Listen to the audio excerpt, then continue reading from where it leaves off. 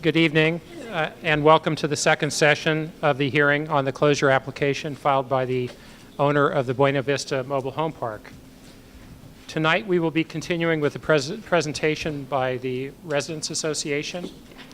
This will include statements from any individual park residents who wish to speak, as well as an additional expert who will provide testimony, Professor Amado Padilla. Once again, we will have the assistance of an interpreter and a court reporter. We will be taking periodic breaks to give them a chance to rest. If you do get up and speak, please try to speak directly into the microphone so that they can hear you and the rest of the people here can hear you. And also try to speak slowly so they can pick up your comments. Speaker cards and informational handouts are over on the left side of the room. Park residents who wish to speak, I know I do have a list of names, but I'd still ask that you fill out a speaker card and indicate your space number so that we can tie your remarks into a particular mobile home park space number for the record. If you're more comfortable submitting written comments, anyone is free to do that. In addition to or instead of oral remarks, I would need to have those by the conclusion of the hearing tomorrow night. And again, those can be handed in to Alicia, the city staff person who's at the table on the side. For the park residents, I'm going to ask you to limit your remarks to 5 to 10 minutes. I'll have a shorter time limit for members of the public who will be given an opportunity to speak after the park residents have all spoken. So I think we're ready to get going. Do you want me to call these individuals in order? Yes. Okay. So the first speaker, park resident, is Mary Keir. Hello. Hi. Hi, Mary. Can you say your full name and your space number? My name is Mary A. Keir. My space number is 54. And how long have you lived at Buena Vista? Approximately 10 years. And who lives with you in your mobile home? My dog. Where do you work? I work for the Palo Alto Unified School District. I'm a temporary employee, a substitute, a custodian, on call. So what does it mean to be an on-call custodian in terms of your job schedule? That means they call you the same day that you work, and sometimes you have less than an hour to be there. And it's a temporary, it's not a full-time permanent position. And where are the site or sites where you work? They're near Buena Vista. There's Barron Park, there's Juana Briones, Gunn High School, Palo Alto High School, Addison Elementary, Escondido. There's a lot of them, but they're all in the same general area. So they're very close for me to be able to walk, which is very important. So when you get called for work, about how long do you have before you have to get in? To an hour to less than an hour. And how long have you been working as a temporary custodian or an on-call custodian? 3 years.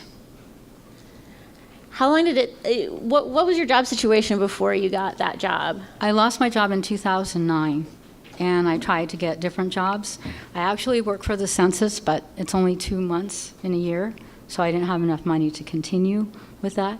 I did apply everywhere, all over the area in Palo Alto, but I didn't get hired because a lot of times they were looking for different, I think, more younger people because my age group is older. So if you had to move outside of Palo Alto, do you think you'd be able to keep doing the job you're doing now? No, because sometimes I have to work early in the morning and sometimes I have to work late at night, and I wouldn't be able to get there if it was very far away. And what are some of the things that you like about living at Buena Vista?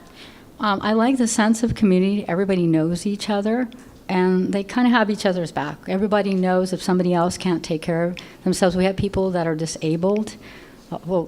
Some that are disabled. For instance, a neighbor that's named Charlie, and everybody helps him. He gets lost, and we see him, and we bring him home, and other people do bring him home. And people that don't have food, people bring food to them, and if they need things, they check. I know a lot of neighbors help each other, like fix their cars and do other things there. All right, thanks. I don't have any more questions. Thank you, Mary. Okay. Thank you, everybody. Okay, our next speaker is Erica Escalante.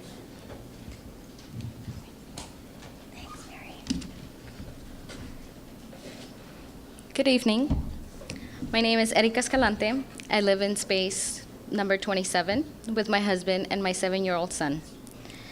I am the president of Buena Vista Mobile Home Park Residents Association. I grew up at Buena Vista. I attended JLS Middle School, graduated from Gunn High School, and was the first one in my family to go to college. Graduated from Notre Dame de Namur University with a bachelor's degree in business administration. And I currently work at Palo Alto Medical Foundation as a program coordinator. I have all my extended family living at Buena Vista. Now I have a family of my own, and I own my own mobile home. One of the reasons why I chose to continue to live at Buena Vista was because of its affordability, considering it's in Palo Alto. It also offered an opportunity to make an investment and secure a place to live, which I can call my own. Secondly, I had envisioned my son attending the same schools I did growing up. As you know, we here in Palo Alto have some of the best public schools, not only in California, but in the country. Living at Buena Vista enables me to rely on great family support. I count on my parents and other family members to drop off and pick up my son from school and provide childcare while I'm at work. Relocating would mean getting separated from my extended family and losing their support. I'm also paying off my student loans, and moving would make it extremely difficult to continue making those payments, considering the additional increase in rent. In my opinion, the proposed relocation benefits are insufficient and discriminatory. We're not even getting market value for our homes. How can our homes depreciate in value when all the properties around our neighborhood have been going up in value? I'm worried about having to move. Therefore, I have been researching other housing options. I have looked at mobile homes in East Palo Alto, which is not a comparable community, and found a similar home to what I have that is worth $129,000 with only 2 bedrooms, and this is just to name one example. How can I possibly buy anything with $18,000? The 40% rent difference that has been proposed is not going to get us anywhere. Rents for 1-bedroom apartments are more than $1,500 around the Bay Area. Most of the residents, including myself, own homes with 3 bedrooms, which means that it's unrealistic to think that we can rent a 3-bedroom apartment with the proposed relocation benefits. It has been stated that the Gisser family has not increased the rent for a period of time, which to many would seem a valid point when not taking in consideration the park's condition and limited amenities. He has not kept up the park. We have no on-site manager. We have no pool or clubhouse. And the few washers and dryers that we have are older than my grandmother. Not to mention, the restrooms in the common areas don't get regular maintenance. He has taken advantage of residents in many different ways and wants to do it once more by not compensating fairly. We, the residents, have offered to purchase the park for the appraised value, which would be a win-win situation for everyone. We don't want something for nothing. We want Mr. Gisser to come to the table so we can all figure out a way for him to sell the park and for us to be able to stay. The residents want to keep living here with our families and neighbors. We want to take care of the park and be part of this community. We want to save our homes. Thank you.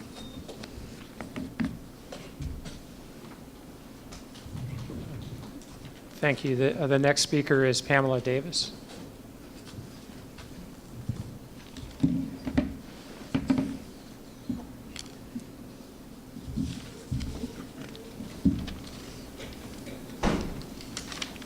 Good evening, Mr. Levity. My name is Pamela Davis, and I live at Space 88 in Buena Vista, and I have since 1995. I'm 46 years old. My name is Pamela Davis, and I've lived in Buena Vista since 1995, and I live at Space 88. I am 46 years old. I was a human resource professional for many years for companies located in Palo Alto, including one of my offices was across the street. Until I became disabled due to complex regional pain syndrome in 2010. I'm now on Social Security and earn just over $2,000 per month, which is actually more than most of my disabled and senior neighbors. In October of 2000, Buena Vista residents received a notice from the park owner that told the residents that the rents would be raised between 25 and 30% on January 1st, 2001. My best friend in the park was Nancy Hopkins. She was disabled and also had severe mobility issues. The night that the notice was delivered to our mailbox, Nancy sat and cried in my living room for 2 hours. Her rent would go from $465 per month, or $600 with utilities, to approximately $600 a month and $735 with utilities. Her Social Security check was $700 a month. She spent the night talking about selling her home and placing her beloved dog and cat up for adoption. At that point, I decided to work with her and other residents to try to fight the increases, as there were 20 seniors and disabled residents that could be immediately displaced if the increases were to take effect in January 2001. Through many hours of research, we realized that Buena Vista was part of Palo Alto's low-income quota per the comprehensive plan. Can you slow down, please? Sure.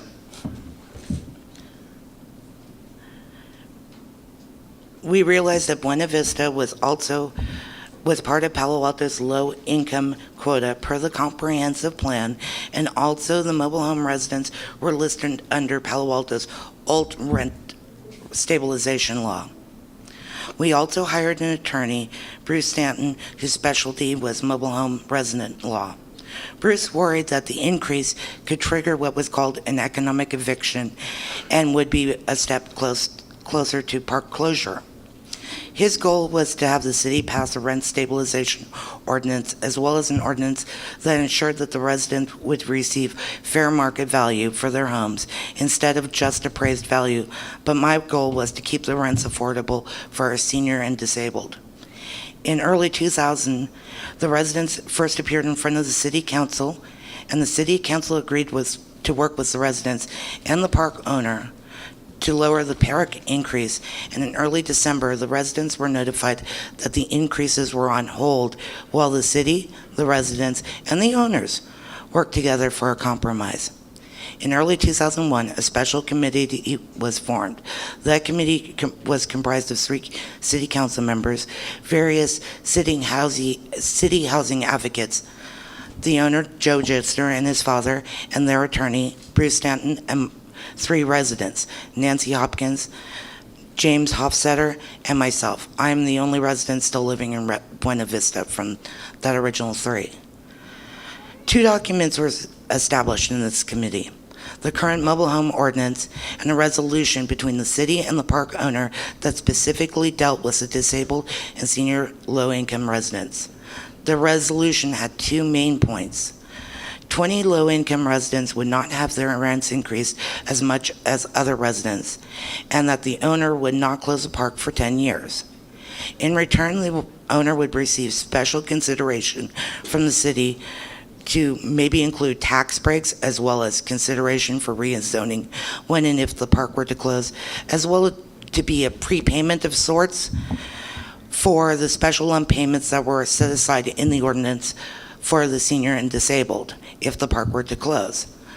The purpose of the special lump payments in the ordinance was meant to allow the disabled and seniors to remain in Palo Alto while on the city's low-income housing list, which at that time was about a year.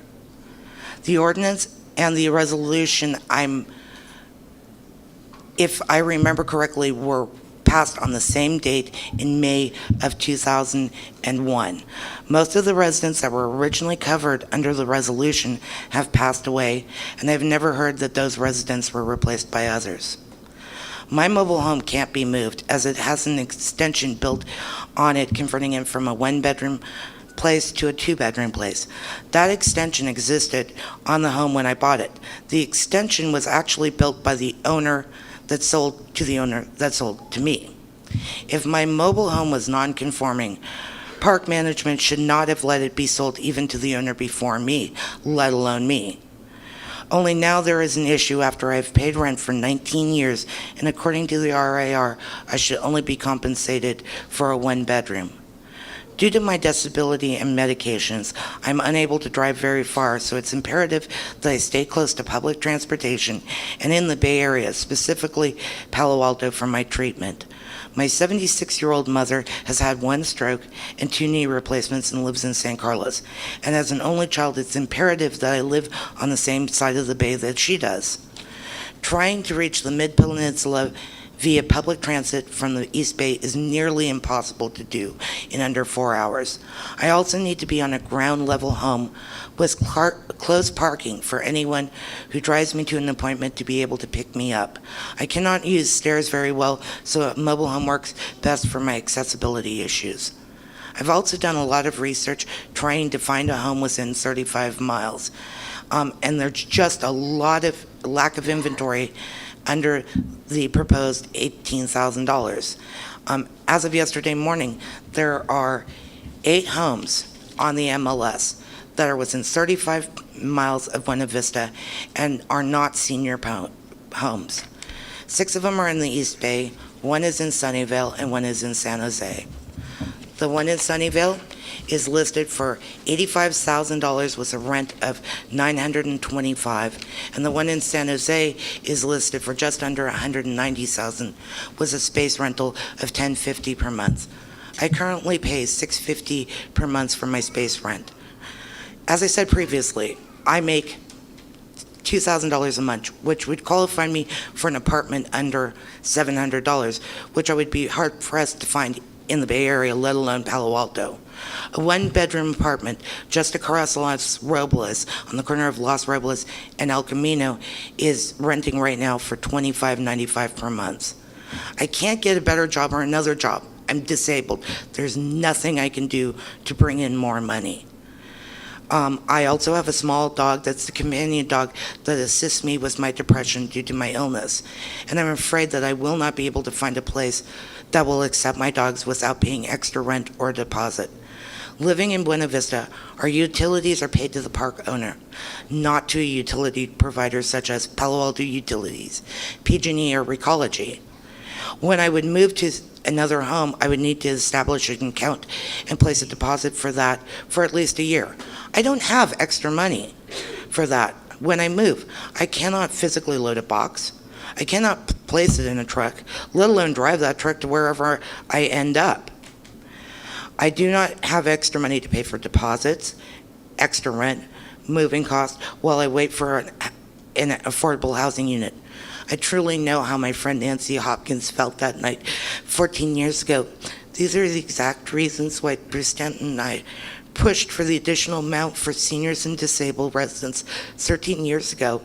I implore that you not accept the 40% partial subsidy proposed in the RIR for senior and disabled residents, but following the mobile home ordinance and reimburse us 100% since the owner has already received 13 years of consideration for the city for this exact issue. Thank you so much for your time.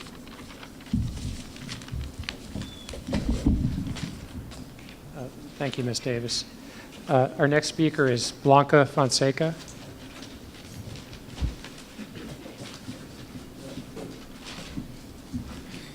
Good evening. My name is Blanca Estela Fonseca Baldovino. What space do you live in, Blanca? I live in space 101 for the last 18 years, and I have lived in space 30 for 3 years before I get to move to 101. So what year did you move to the park? I moved to the park at the end of 1992. And who do you live with now in the park? I live with my old brother and my husband Anyone else? and my doggy that he's a companion doggy because I'm really sick with big accident at work for the past 3 years. What kind of work did you do before you became disabled? I used to do sales associate for kids departments. I really love children. I can never been able to be a mother, but I look something that I'll be happy to work for the rest of my life, and I enjoy working with selling clothes for kids. And what kind of work do your brother and your husband do? My brother works for McWilliams Company. He does installation for cable all over the area. The most recent job they did the Giants place where they play in San Francisco Stadium. And your husband? My husband is a server. A surfer or a server? A server, a waitress. A waiter. waitress. Yeah. So, what are some things that you like about living at Buena Vista with your family, or you think that's important about Buena Vista? When we came 1992, I believe, it was all senior housing. We were the first 3 kiddos that we were kind of available to live in Buena Vista. So I really, as a teenager, I love helping all my residents. They were seniors, and I helped them with the groceries and sometimes take them to the doctors. I used to go to Los Altos High School, so I knew how important for me was to live in a nice community, knowing all the residents, and especially they really need our help. And have you ever made any complaints to the park owner about the condition of the park? Being disabled for the past 3 years, I have a broken shoulder and a neck problem. I really need a laundry near my home. I cannot do cleaning at all at home. They don't allow me because I've been having 3 surgeries for the last 3 years. And they're afraid I'll break another bone, so they don't allow me to do any cleaning at home. And I haven't been able to do my clothes because our laundry machine has thousands of cucarachas, and I don't want to bring those animals to my home, especially if I don't clean it. And my 2 guys are men, and they clean and walk my doggy, and they do everything for me. And so, did you complain about the cockroaches? I did, but the only answer we got is, if you like it, if you don't like it, you got 3 days to move your mobile home out of our place. And since you found out that the owner had plans to close the park, have you looked around for other housing options? My husband and I went 2 weeks ago all over Sunnyvale and Mountain View, and we went all the way to Redwood City. We spent 4 hours driving on the car. We saw all the mobile homes that are on sale. Most of the mobile homes are $70,000 and up, which with a $23,000 from our appraisal from the owner, I don't think I can buy half of a mobile home in the area. Is there anything else you'd like to tell the hearing officer? Yes, please, I would like to ask you if you consider us and let us stay in Palo Alto. It's very important for us to live in our community. I love my community. I love the children that they live in my community. I have a good way to go to all these schools, so I don't see why our kiddos don't have the right to continue at school. Kids are important all over the world, and especially their education.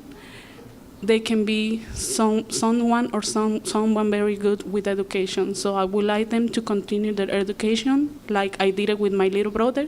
I had it to work since I was little, and he graduated from college because I work and I didn't have the money to go to school. But my little one, thanks God, he did really good grades since middle school. So he went to Palo Alto schools and then Yes, he was went able to to go to Bottom Park, college. JL, Gunn, and then he went to college and university. Right. Thank you, Blanca. Thank you for your time. Thank you. Okay, the next speaker is Roberto Munoz. Is he present? Yes, he's Oh, in the walking back. up from the Okay. back. Working his way up. I Okay. think that Roberto's plan was to testify in Spanish, so if one of the interpreters could help out.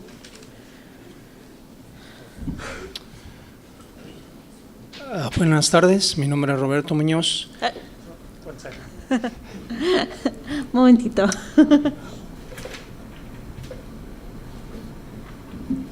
Good afternoon, my name is Roberto Muñoz. Y vivo en Buena Vista Park por casi 10 años. I've lived at Buena Vista Park for almost 10 years. Y The mic's not on. Yes, you can do this one. It's got it. It's got it. Is that working? y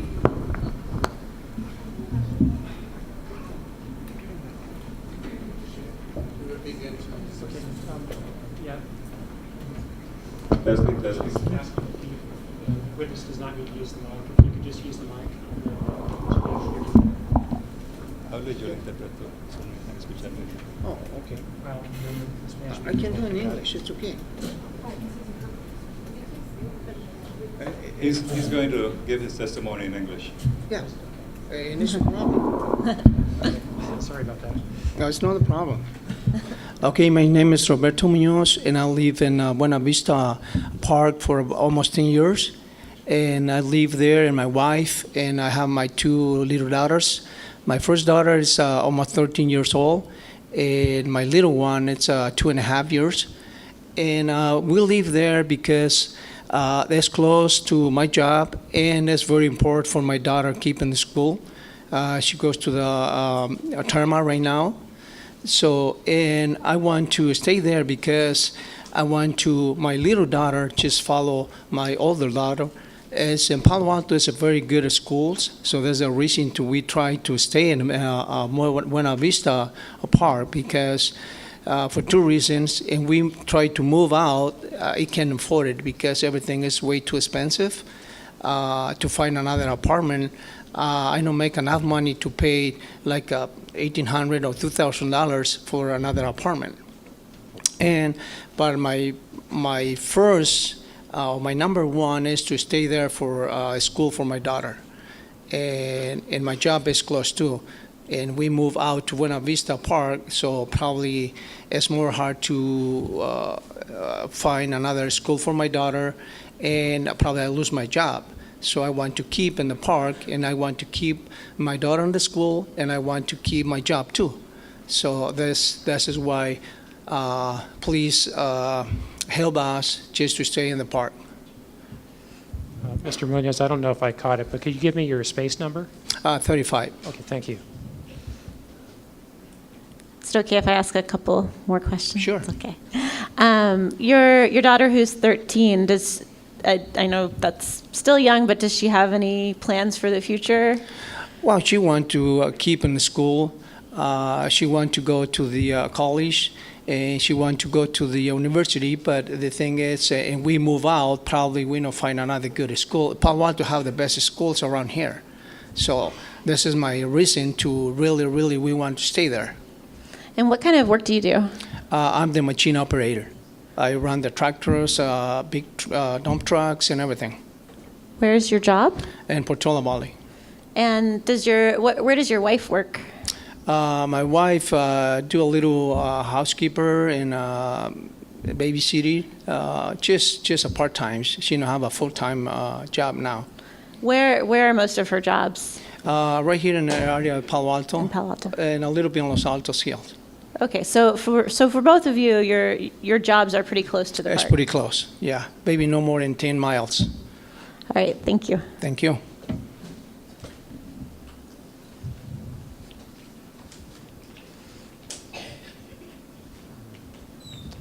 Okay, our next speaker is Maria Martinez.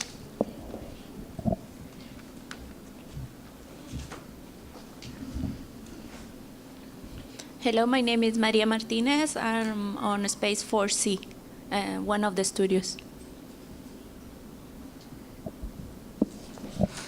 Maria, how long have you lived at Buena Vista? I have lived at Buena Vista for about 6 years. And is it just you in your apartment? Yes, now it's just me in the apartment, but I was living with my boyfriend for about 5 years. And do you have any other family in the park or in the area? Yes, in one of the trailers there is my sister, and she has 3 small daughters, about 8, 10, and like 13-year-old, and my mom and my brother, my younger brother, 15. Where do you work? I work in East Palo Alto. And what kind of work do you do? I do housekeeping. How do you get to and from your job? I take the public transportation. Do you take public transit most places you go? To all the places that I go. So for shopping? Yeah, I usually go shopping to Mountain View. I go to for grocery shopping, and also like I go to Target also all the time. Yeah. So what are some things that are important to you about where you live or that you like about where you live? For me, number one is the safety. I used to work in the evening before, and I used to get out like 11:30, so it was really safe to get home. Now I do work in the morning, so I feel very safe, even if I have to go and get something in the evening. And before I used to live in, I used to live in Redwood City, and I saw people like with black eyes, and I used to one time I used to be asked for sex when I was in the evening, so that's not what I wanted. So I wanted a really safe place, and Palo Alto is one of the safest. So going to and from work by yourself or wherever by yourself on public transit, you feel Yes. like you're in a safe Yes, I usually community. use the VTA and the Samtrans. Is there anything else you'd like to add or tell the hearing officer? Yeah. Well, one thing is I am also the first one to graduate from college, and I also do volunteer work in Peninsula Interfaith Action, which is in Mountain View, and I also I like doing leadership volunteer work for Taller de Vida. That's life coaching, and some of my neighbors know about that because I've been helping them through, being better in life, and I'm also part of a support group for women. And are those all things that are close to where you live in Palo Alto at Buena Vista? They are in Mountain View, so yes, they are very close. Okay, thanks. Thank you. You're good. Okay, the last speaker and the last person who has signed up to speak is Melody Cheney. If there are other park residents who would like to speak after Ms. Cheney finishes her remarks, if you could fill out a speaker card right over there on the table, that would be great. See if I can get through this. Good evening. My name is Melody Cheney. I live in Space 102 in the Buena Vista Mobile Home Park. I am also the secretary for the Buena Vista Mobile Home Association. Let's see if I can do this. The reason I am here today is to let you know how the possible park closure will affect me, a single, physically challenged female who doesn't drive. It isn't easy for me to share such personal details of my life. But I want you to understand what it means to live in Buena Vista and why I'm struggling to stay there. Let me give you a little bit of my history before I go into my speech. Before I found my mobile home, I rented a room in Sunnyvale for 10 years. It met my needs. It was close to work, close to shopping. The bus stop was right in front. There was something missing. I don't know if you call it a puzzle piece or what you would call it, but I wanted to the place I called home, I wanted to be mine, someplace I could have what they call the American dream and just be able to exist and to be a homeowner. So what I did, I had a little nest egg and I started to look. When I started to look, I had 4 questions that I asked myself and my friends who helped me look. The first one was, do I feel safe? Being a single female and not driving, I just wanted to be able that I could come and go night, day, weekends, whatever I wanted to do. Second, how accessible is it? Since I don't drive, I do need public transportation. Third, can it fit into my budget? Can I pay my bills? Can I be a member of the community? Can I be able to exist? Be able to pay I have a cat named Cleo, pay her vet bills and so on. Fourth, do I see myself in this home after I retire? Can I see myself being able to afford it, being able to live comfortably now and then? When I saw the park and the home for the first time, I liked what I saw. It was safe, quiet, family atmosphere, accessible to transportation, shopping, and etc. I had those 4 questions in the back of my mind, so I asked myself and my friends, and the answers were yes to all 4. I actually had a place I could actually call my first home and my home. I could be a productive member of the community, let alone the city of Palo Alto. Living in the park makes it easy for me since I don't drive due to a heart condition, bone-on-bone knees, and soon to be an ankle replacement. The 22 bus stop, which is right in front of the park, runs almost 24/7, 365. Makes it convenient for my medical appointments, which are all on El Camino. Since I am having surgery in the near future, the pre-op and post-op appointments that I need to attend are easier for me, and it takes a load off my mind to know that the bus is out there, I know the bus, I know the schedules, and so on. Being next to El Camino with so many shops that are nearby means I can do all my shopping, carry my packages, and not have to struggle and just worry about falling and re-injuring any of my cat Cleo, who is also my companion cat, has a vet that's nearby. She's had some health issues in the past. Being close to her vet means I can take her on the bus as long as I have her in the carrier. And whenever she needs her medical attention, it's close by, and it's just less of a worry on me.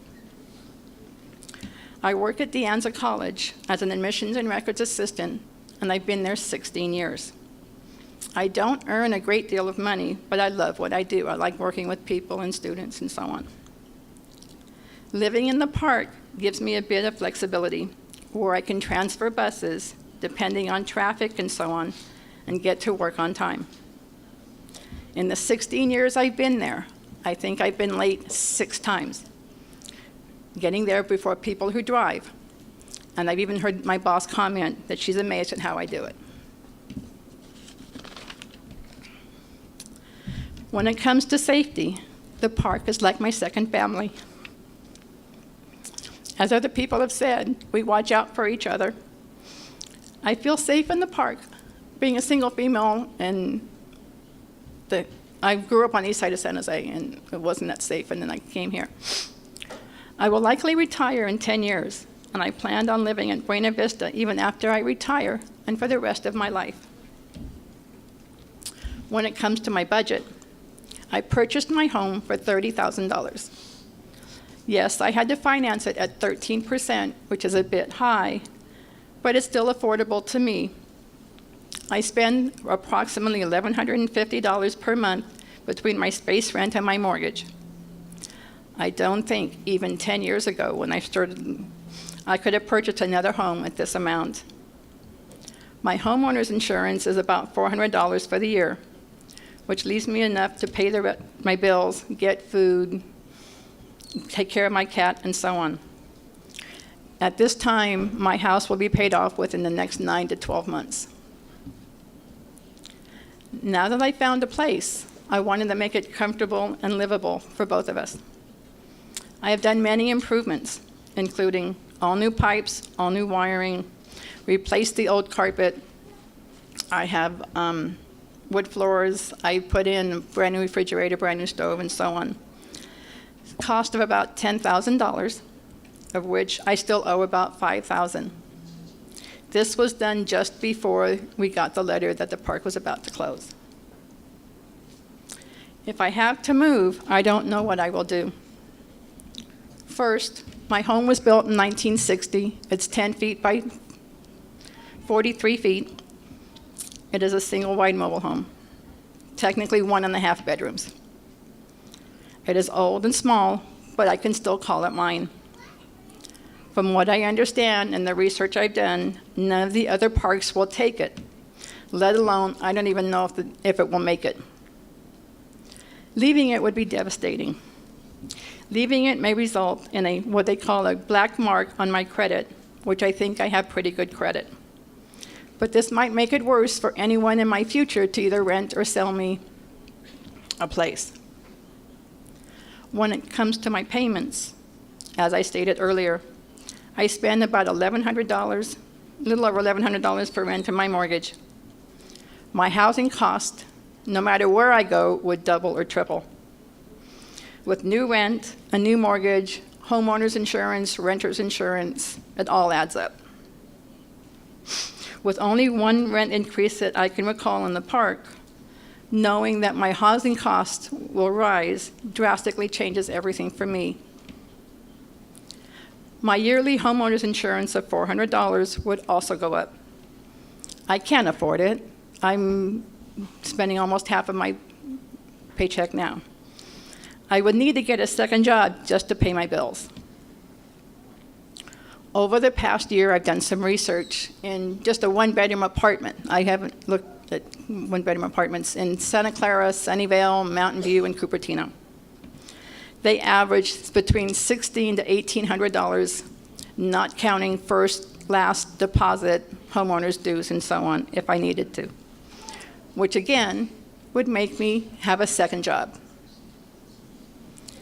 Being physically challenged, I need some place that's close to public transportation. It is easy at this point, living on El Camino, to get to my doctor's appointments, to get to my vet appointments, to get to work, and so on, as I've stated. That isn't guaranteed either, which would make it a hardship on me physically, let alone emotionally. Being a single female, I want to feel safe where I live, as I do now.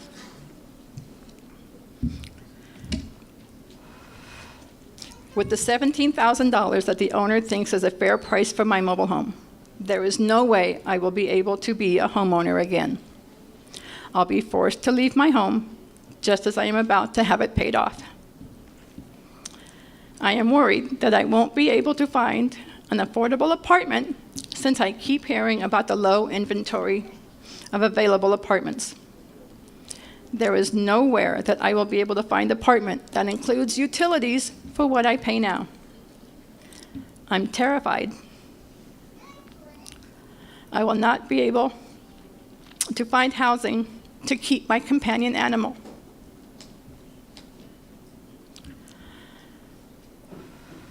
Okay.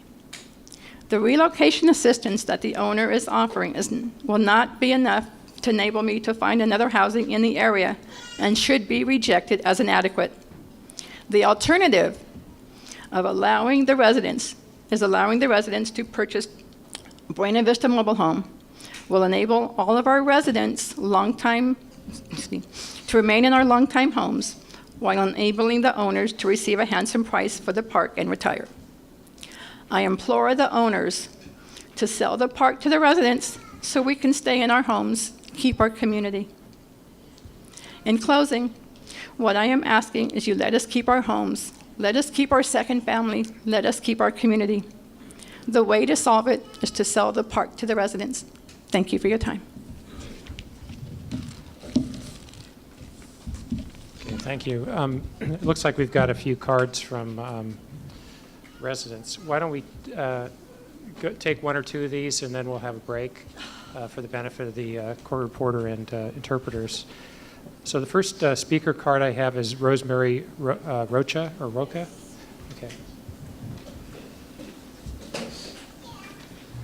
And you're in space apartment 5C? Yes, I live in, like you said, my name is Rosemary Rocha, and I live in the studio 5C. I was in this Buena Vista Park for about 10 years, and then I left. And then I came back, and I'm renting a studio from the Jessers. I'm 63 years old, close to retirement. I'm a diabetic. Couple of reasons why I would love to stay at the park is all my doctors are there within maybe 10, 15 minutes, which I have to see regularly. My dentist is about maybe another 20 minutes. The hospital that if I ever have an emergency is about maybe half an hour from where I live. My job is close to work. I have night blindness, and it's really hard for me to drive at night. So like I say, my job is close. I do have some other issues about the people that live there. I'm pretty much I like where I live because, like she said, it's very safe. But there are a couple of families that have autistic children that if they move out of the area, they won't be able to attend the schools that they're attending. And the schools have helped these children a lot. There's senior citizens that are on disability that are just barely making it. I have the kids that they're little kids. They're all grown up in high school, graduating. It's really nice to see them go on and graduate from high school. Also, I work and I go and I shop around the area. We can go, if we have to, walk to the store, maybe get a soda. There's anything that we have, we could walk if we really needed to. But my main concern is the kids, and like I say, they have autistic children that really need the schools here. And both parents try to work and shuffle their schedule for the kids can be able to do this, to go to these schools. So I just hope that there is some way that we can stay in the park. Thank you. Thank you. We'll take one more speaker and then take a 10-minute break. I've got a total of 3 more cards. If anyone else who is a park resident wants to speak, please fill out a card, and we'll get to you after the break. The next speaker is Marcelino Ceballos.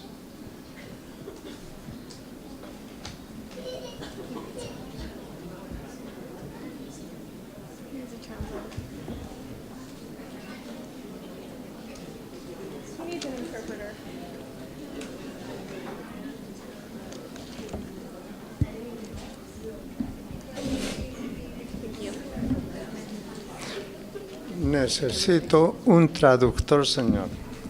Hablo español.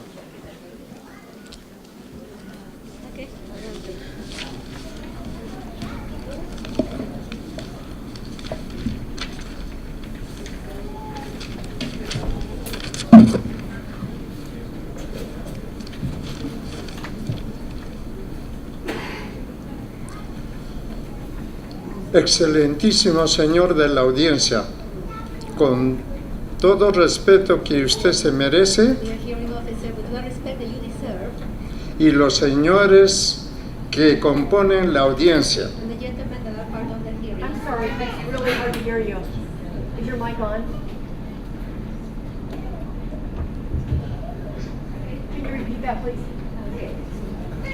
Yo, Marcelino Ceballos, propietario de la trailer número 47 que ocupo dentro del Mobile Home Park Buena Vista. Pido al señor de la audiencia independiente y a los señores representantes de este acuerdo solucionar el problema a favor de los residentes con capacidad profesional y intelectual. Antes de tomar una decisión de la reubicación y destruir hogares bien formados, I'm sorry, can you repeat that? Finding a new place. antes de tomar una decisión de la reubicación Before making a decision on the relocation, she could just take his money.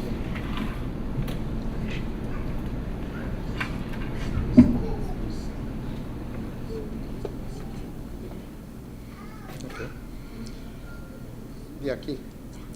Antes de tomar una decisión de la reubicación Before taking a decision on the relocation. I'm sorry, I cannot hear you. Can you just take his microphone? Okay. Thank you. His works fine. This doesn't work either. No, his works fine. Okay.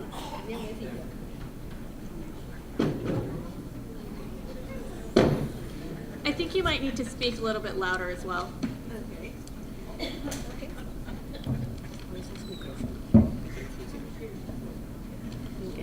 If you could speak very close to the mic, then it'll pick it up better. Antes de tomar una decisión de la reubicación, Before taking the decision for relocation y destruir hogares bien formados, and destroying homes that are already well established, denos una oportunidad give us a chance para comprar el local que está en venta so we can buy the place that is on sale y autorizarnos de ser propietarios and to authorize us to be the a owners, los residentes. for us, the residents. Queremos comprar, Señor. We want to buy it, sir. Como usted sabe, señor de la audiencia, As you know, hearing officer, somos seres humanos, we are human beings, padres de familia, and also we have children, families, como cualquier persona de este planeta. just like any person in this planet. No queremos destruir de la noche a la mañana la inversión que invertimos para estar juntos con la familia. We don't want to destroy from the night to morning the investment that we have made all together with our families. Si nosotros llegamos a comprar, If we end up buying, si nosotros compramos con su aprobación y autorización de ustedes, if we buy it with your authorization and approval, nos comprometemos then we made a commitment.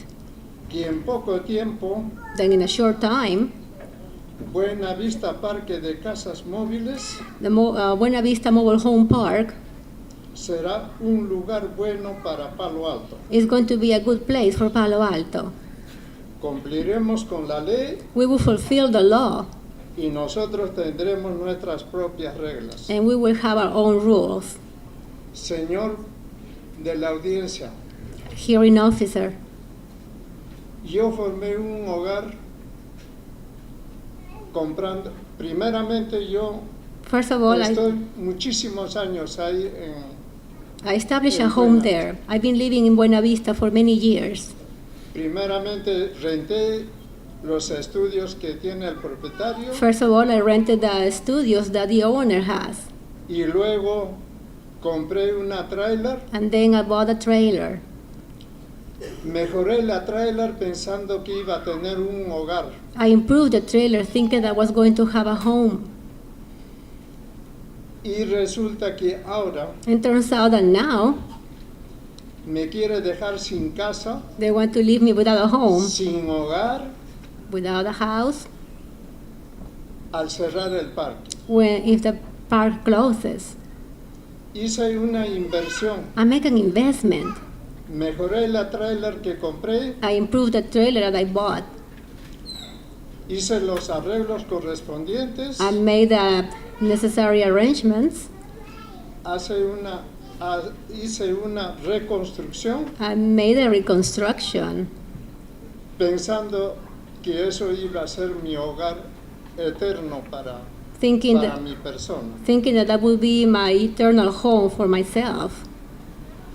Porque tengo unos trabajos Because I have some jobs que están cerca donde yo vivo aquí en Palo Alto that are nearby where I live in Palo Alto. y a mí se me hace cerca And it seems para close. llegar.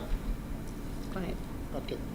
A mí se me hace cerca para llegar a mi hogar después del trabajo. And it seems close to me to get home after work. Pues yo quisiera, señor de la audiencia, So I would like a hearing officer que usted tome en consideración that you consider, please, la petición de nosotros, this request from us, no por el hecho de que somos de bajos recursos, not just because we are low-income people. no vamos a conseguir su aprobación de usted. That we wouldn't be able to get your approval. Póngase la mano en el pecho, Señor, Please put your hand in your en el heart, sir. corazón, Touch your heart y trate de solucionar el problema a favor de nosotros. and try to bring a solution to this problem in our favor. Porque allí vivimos muchísimos años. Because we've been living Muchas there. personas, muchos compañeros que están aquí son padres de familia también, tienen sus niños que están yendo al estudio. Because we've been living there for many years, many parents that have families, that have their children, that they are studying here. Y pues las escuelas quedan muy cerca And the schools are very close to the homes. y así están más protegidos también la niñez y la juventud In that way, donde vivimos. the children and the young ones that live there are better protected. Muchísimas gracias por su atención. Thank you very much for your time. Nuestra asociación está reconocido oficialmente. Our association is officially recognized. Cualquier correspondencia, Any letters, cualquier comunicación, any communication, cualquier sobre, any envelope, háganos llegar a la casa móvil número 27, please send it to mobile home number 27. que ahí se encuentra nuestro excelente presidente de la asociación. That's where our excellent president of association is at. Muchísimas gracias Thank you very por su much. atención. For your time and attention. Thank you. Muchas gracias.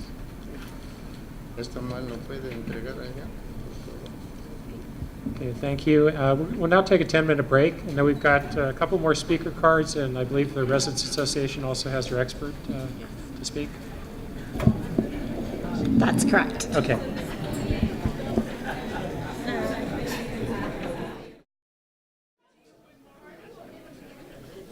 Okay, thank you. Let's continue on with comments from residents. Our next speaker is Elisa Sanchez, unit number 73.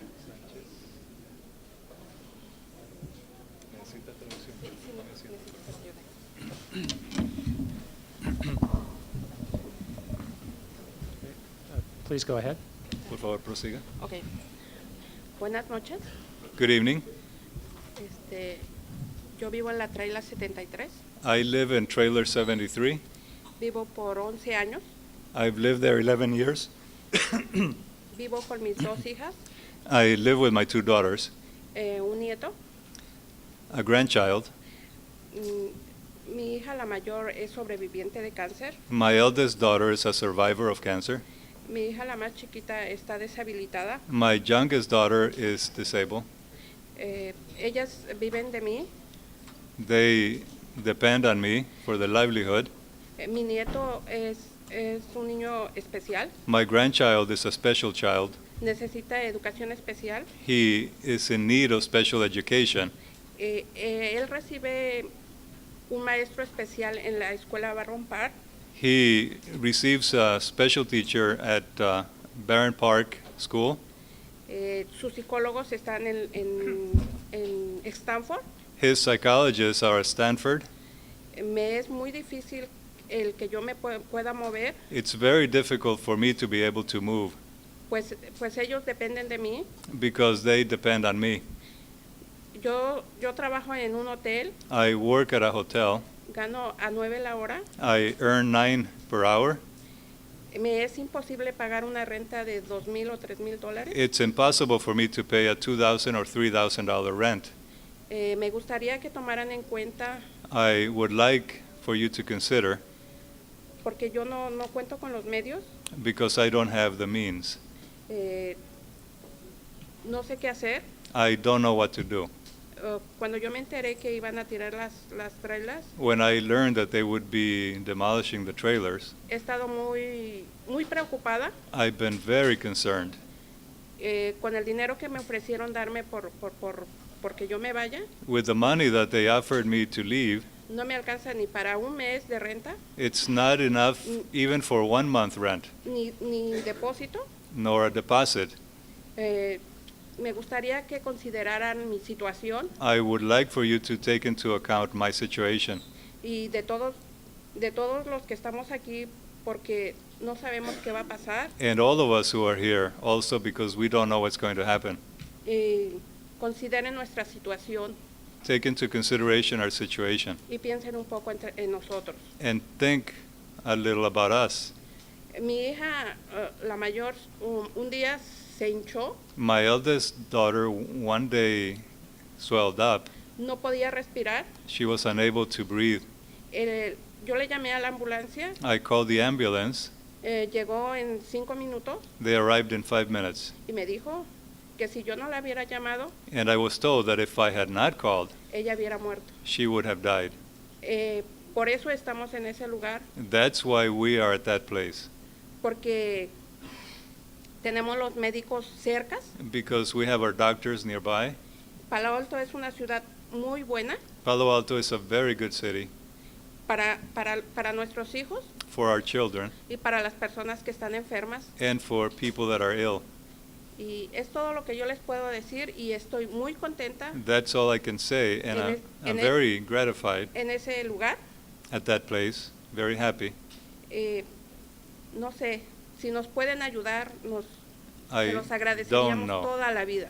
If you're able to help us, we would be grateful for the rest of our lives. Y es todo. That's all. Thank you. Gracias.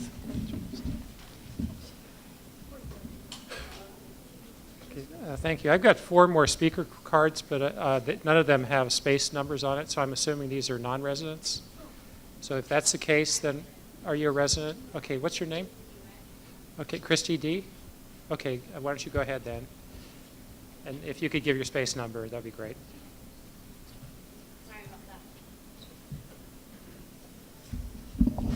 Hi, my name is Christy D. Went, and I live in Space 5C. I've lived there for 2 years, and when I first came, I was an alcoholic. I came out of Merced, California, and I moved there to get away from everything and move with my grandmother. When I moved with my grandmother, not only did I have no access, but also she didn't allow it. I was able to leave unemployment and walk across the street and get a job at Goodwill. When I worked at Goodwill, I was a sales associate. I later on got promoted to being a store lead. Now that I'm a store lead, I'm focusing on being a manager, and I'm learning a lot of skills, people skills, and I'm learning how to work and how to deal with personal issues, as long as communication with other people, learning how to manage a business. If we are to move, I am not going to be able to stay in Palo Alto.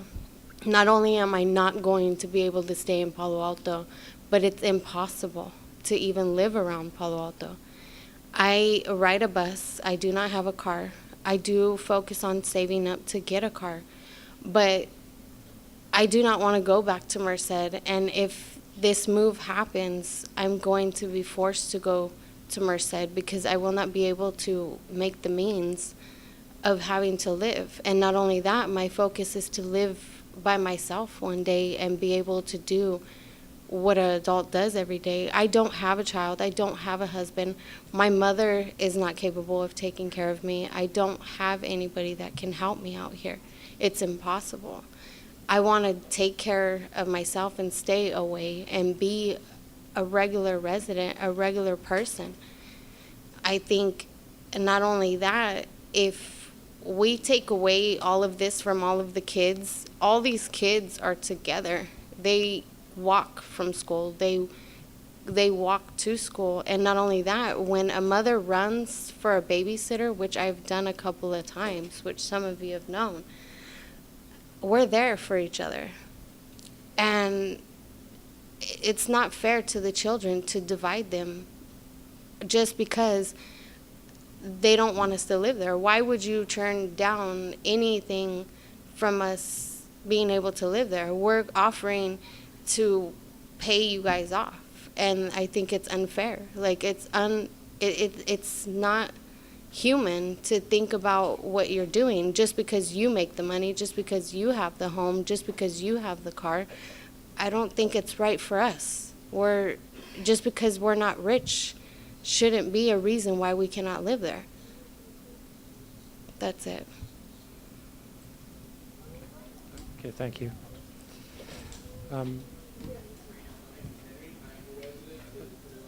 Okay, come on up and speak.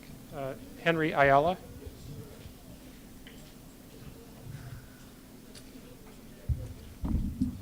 Hi, my name is Henry Ayala. I've been a resident at Buena Vista for as long as I can remember, which is probably 3 or 4 years old. I graduated from all schools, elementary, middle school, and Gun High School.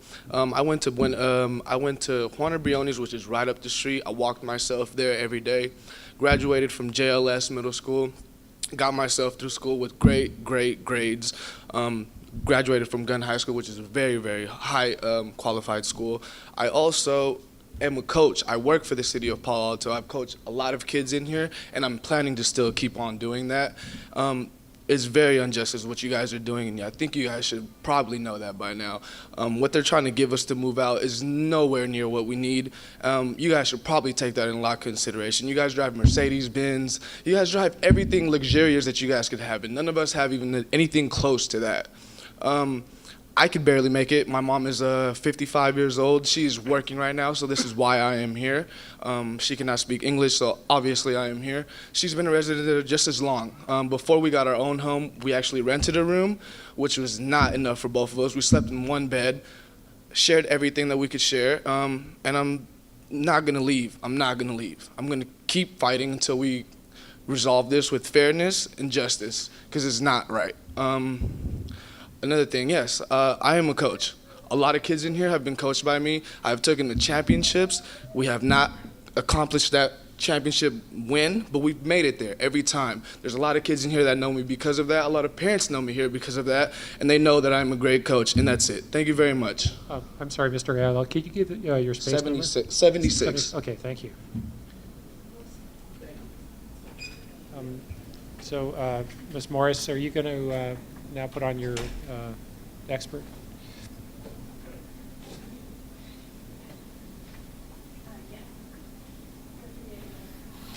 Our next witness is Dr. Amado Padilla. He's a professor at Stanford University.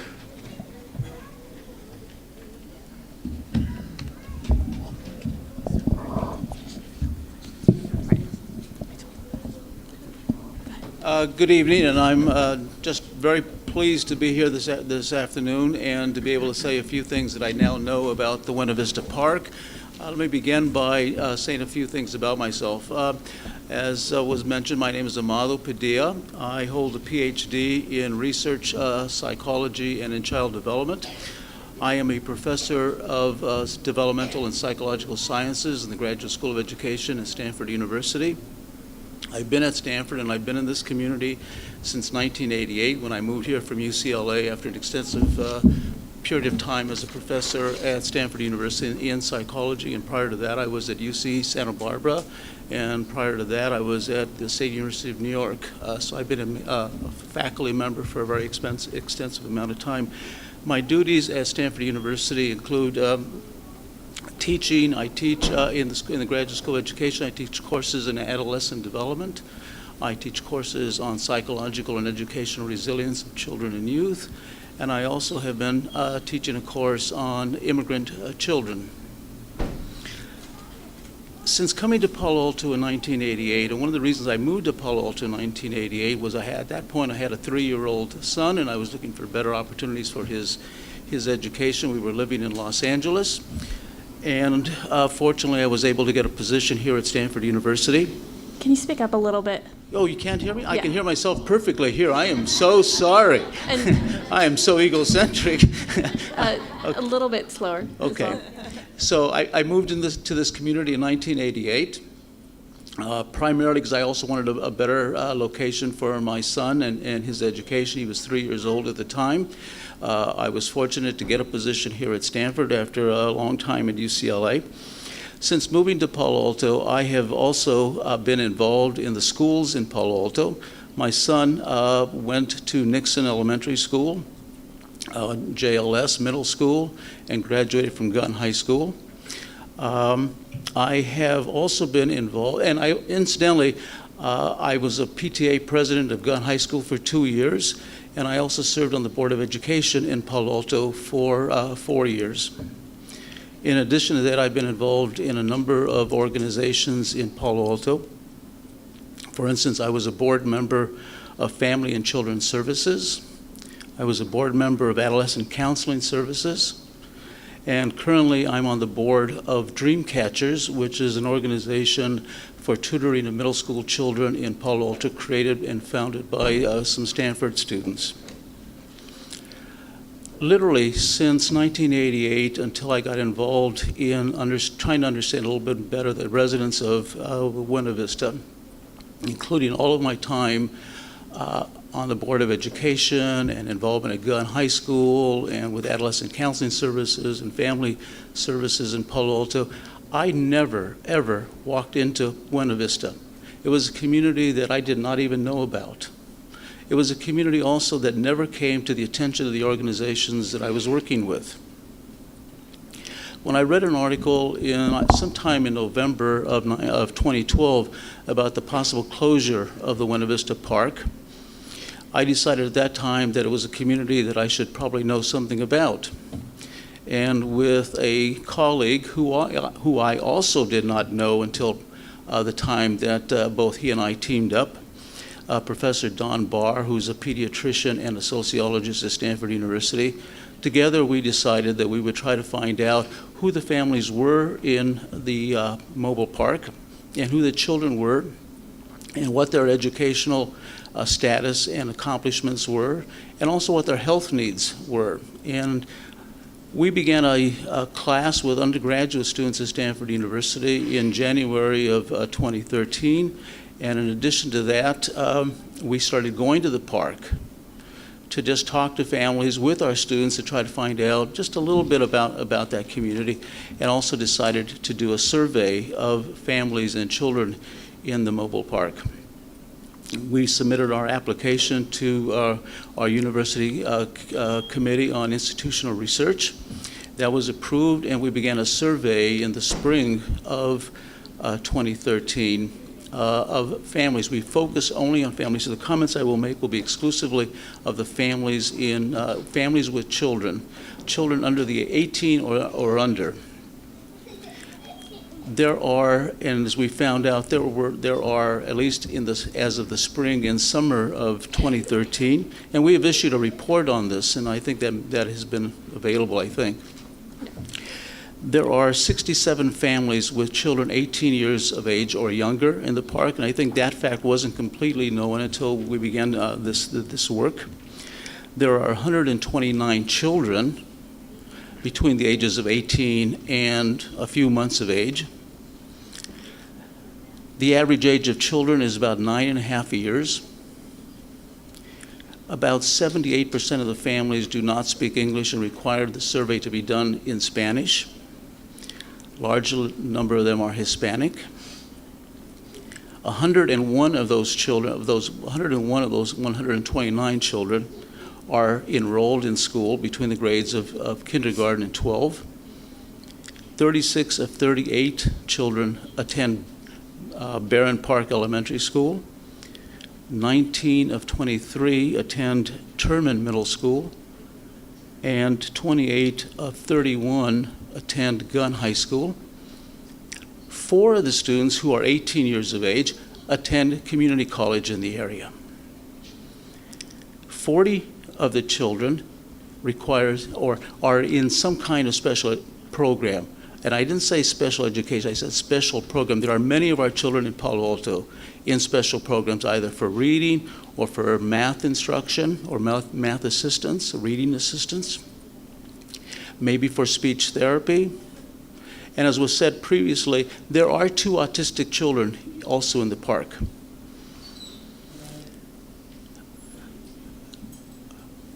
When talking to the parents with our survey, we found that almost all of the parents had attended teacher-parent conferences, and they were delighted by the fact that oftentimes the school made provisions for a translator because of their lack of English proficiency.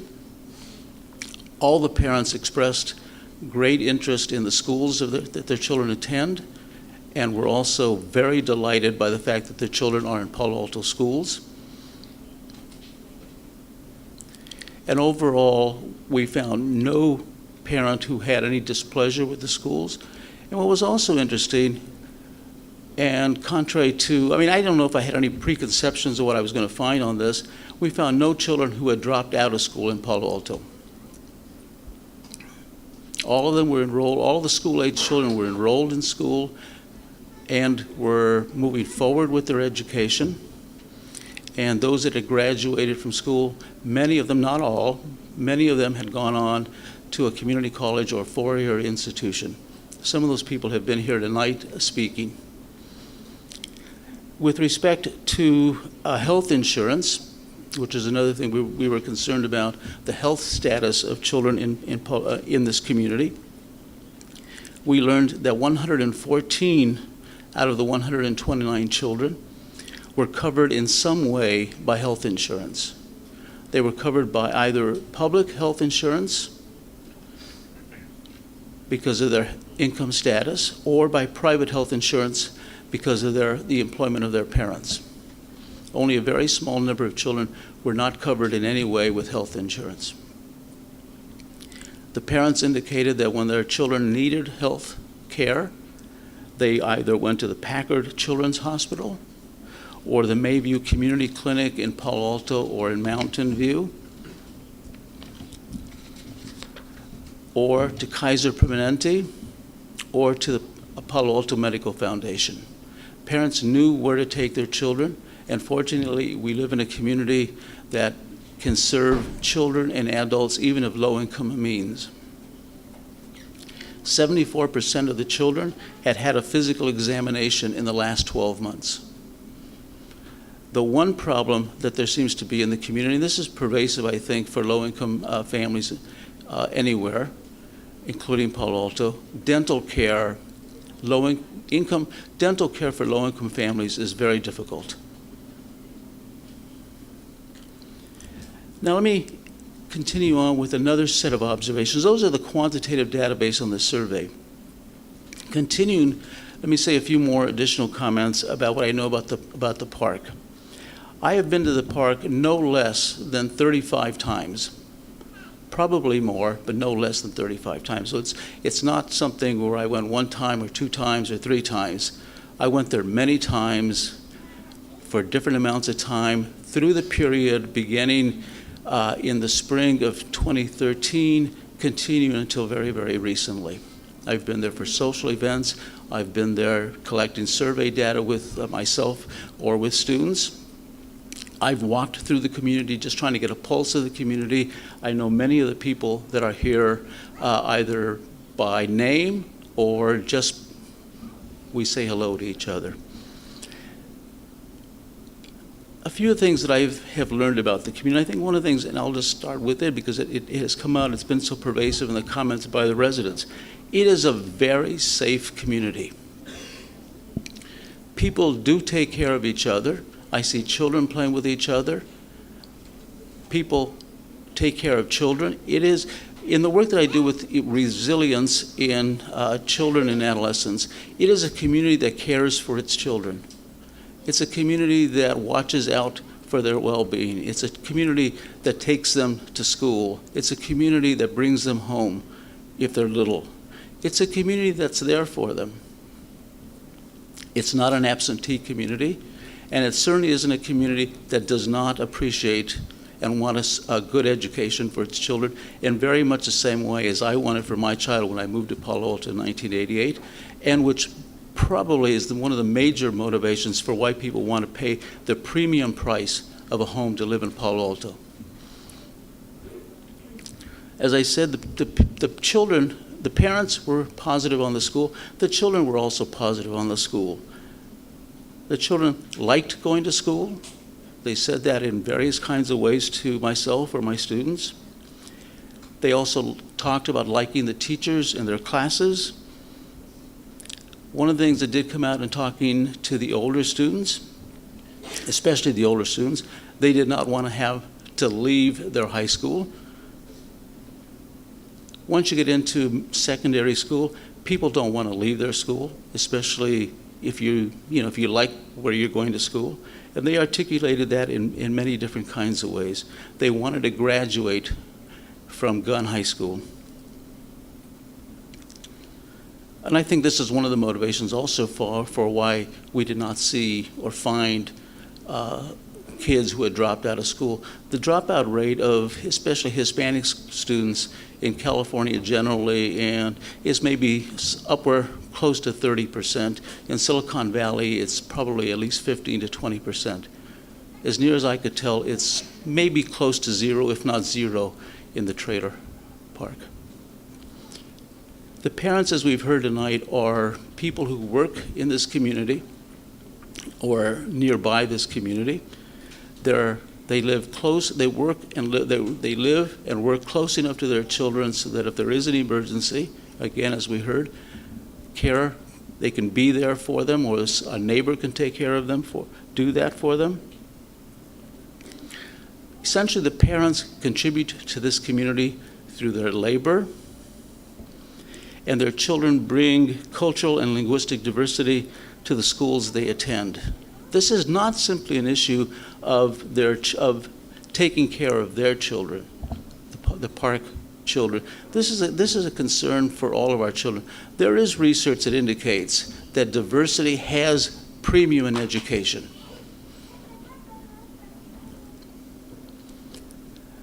I would also say that the families in Buena Vista, as we've heard from some of the parents or some of the residents making comments tonight, is that many of them are here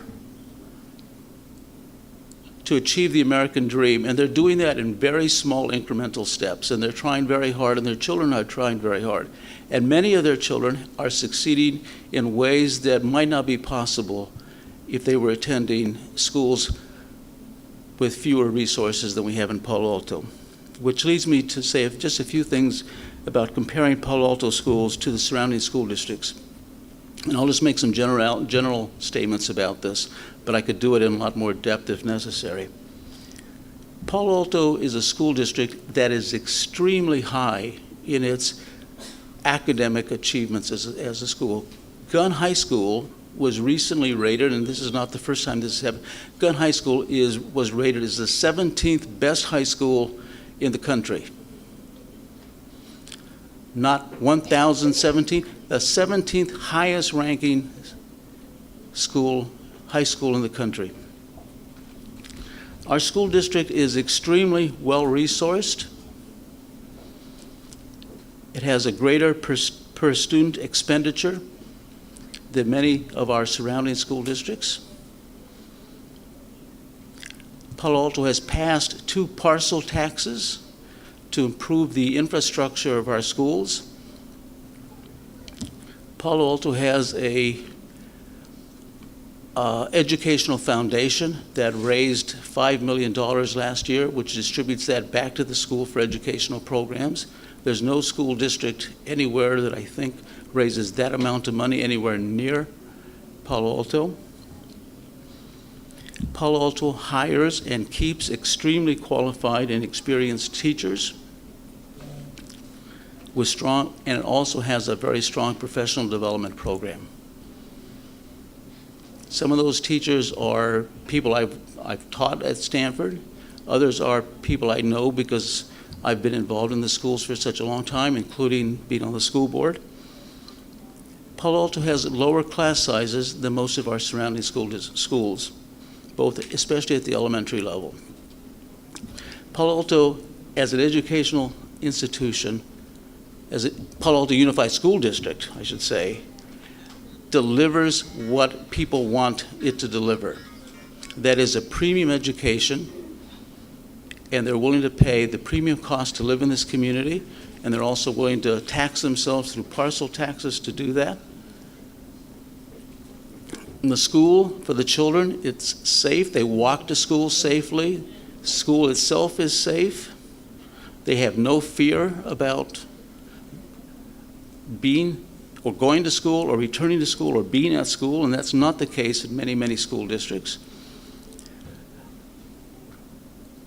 And importantly, the children of Buena Vista have made friends with the non-Buena Vista children, majority group children. They mix, they interact, and they do that sharing that we want in a diversity of our diversity and of our diversity in our schools and in a diverse community, in a diverse society. And I've already mentioned that Palo Alto parents are willing to pay. If you have children, you want to move to this community, and you can afford it, you pay the premium of a home. Because part of what you're doing is not only you buying the home, you're buying the schools that your children are going to attend. Now, the median income in Palo Alto last year, I think, was $163,000. One of my students at Stanford said that probably was due to the fact that Zuckerberg lives in Palo Alto. It may or may not be, I don't know, but there's a lot of very wealthy people who can pay a lot of money for their homes. The people that we are talking about, the residents of Buena Vista, they can't even afford the smallest apartment in Palo Alto. Like many of the graduates of Stanford that I know can't even live in Palo Alto because it's so expensive. And they will have college degrees from Stanford University and probably be employed in this. And they will have to live 2 or 3 in a small home or a small apartment. And we all know that when you buy a home in Palo Alto, one of the first things the realtors want to tell you is how good the schools are, because that's the selling point. So we're very much in a dilemma, it seems to me, about how to treat these families and these children fairly and to let them continue to prosper in this community as they have been doing for so many years now. And I think this somehow needs to be configured into how an equitable decision is reached with respect to what the final disposition will be with regard to the mobile home. They've expressed an interest in buying the mobile home park. I don't know what the feasibilities are of that or any other financial arrangement that will be done. What I do know is these people, and especially the children, deserve better than what I think might happen to them. Thank you. Thank you, Mr. Padilla. Are there any questions of the witness?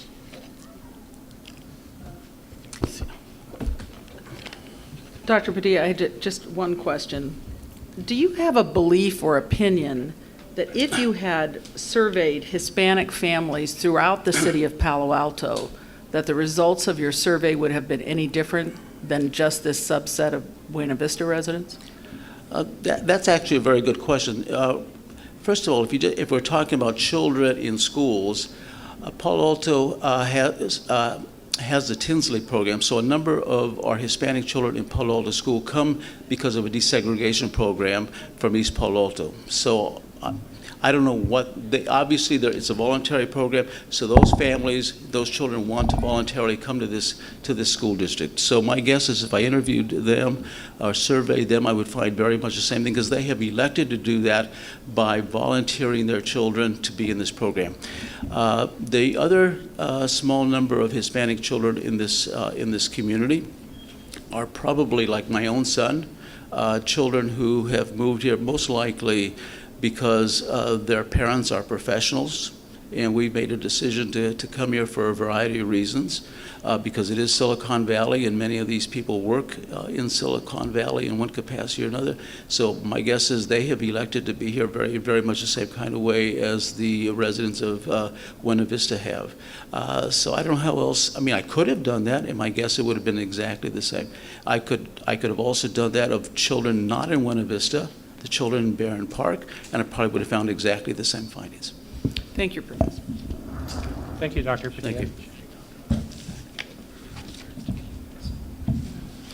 I have 2 speaker cards. It looks like maybe one more on the way.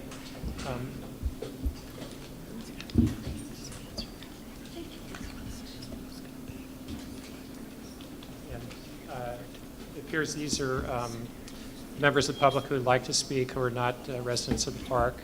So we'll give them an opportunity to speak tonight, and then when we're done with that, adjourn until tomorrow night. There'll be another opportunity for members of the public, or if there are additional residents who want to speak, they'll be allowed to do that tomorrow night. So the first name I have is Don Anderson.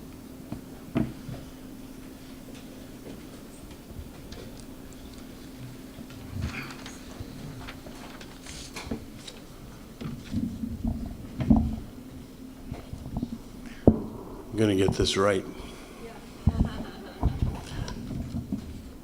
My name is Don Anderson. I have lived in the Barron Park neighborhood of Palo Alto for 27 years.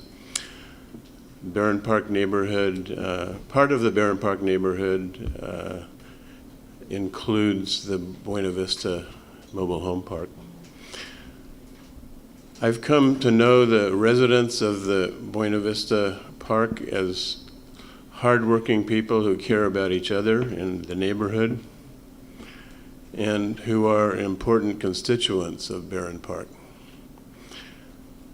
I'm concerned about the possibility that they will be dispossessed of the homes that they own, their children's schools, their extended families and community, and their livelihoods if they're forced to leave the area in search of affordable housing. Closing Buena Vista would mean a loss to our city of 108 units of affordable housing. This loss would affect our entire city. Where are the people that we depend on to provide services to staff our restaurants and shops supposed to live? Do we want a city where every non-millionaire who works here has to commute from a distance, causing ever more traffic congestion and parking problems? This proceeding, as I understand it, which is poorly, I suppose,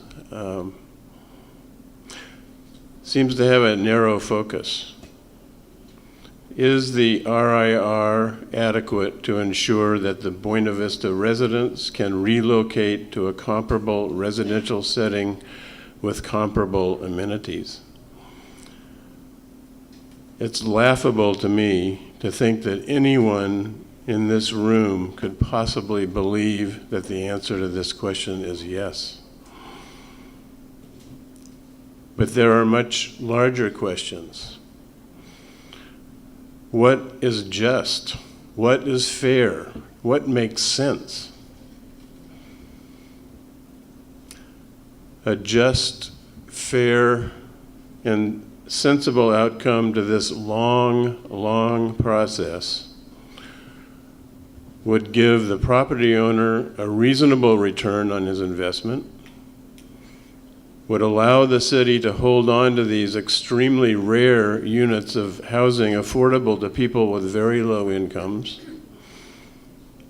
and would allow Buena Vista residents to remain in their stable, safe community and to continue to send their children to high-quality schools.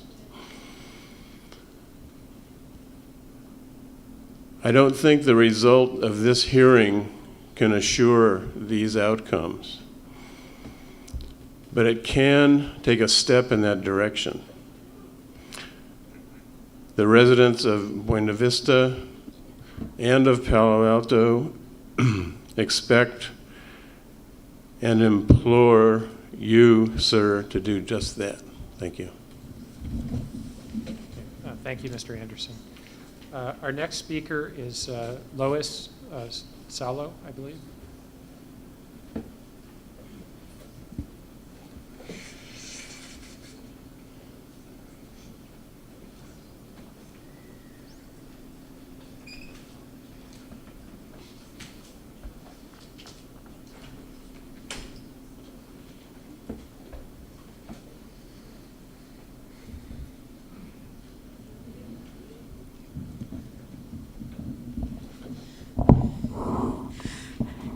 My name is Lois Salo, and I am a homeowner in Palo Alto. My husband and I bought many years ago when it was possible for two middle-income people to buy a home in Palo Alto. And we did buy because of the superior schools. And our children did get a very good education.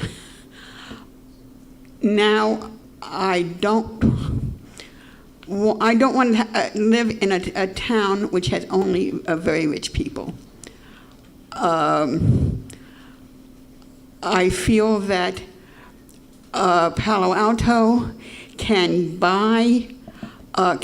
get federal funds and philanthropic funds to buy Buena Vista Home Park and either rent it to the people or have or build low-income housing on it.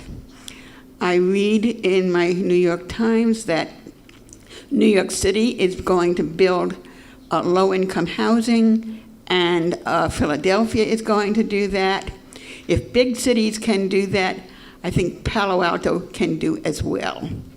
We're always saying how advanced our city is, and I want to show the rest of the country that Palo Alto does have a heart as well as being Silicon Valley. Thank you.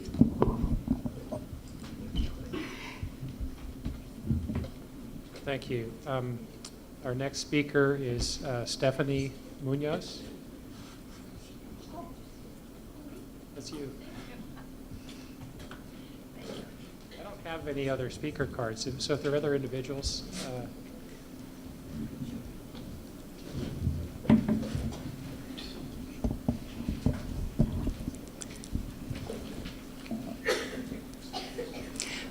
Good evening, everybody.